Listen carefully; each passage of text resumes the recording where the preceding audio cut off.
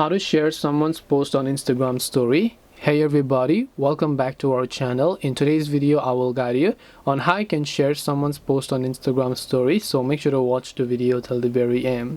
So if you want to share someone's post on your Instagram story, it is actually quite very simple to do so. All you have to do is go ahead and then first of all make sure to launch the Instagram application here. Once you launch the Instagram app, let's say that someone posts something and instead of sharing them to other places, you want to share them to your own story. Now there are two types of scenarios in this case. All you have to do is just tap the DMs icon over here and you'll find the option called add to story, which you can find from the bottom left. And once you tap on add to story, the post will actually get shared to your story. Now you can tap on it to enable other captions and other options over here.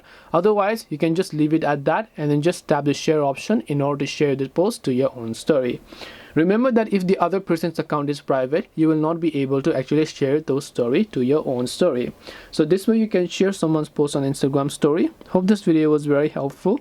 If you have got any more questions, feel free to leave them down. Thank you for watching and see you in the next video.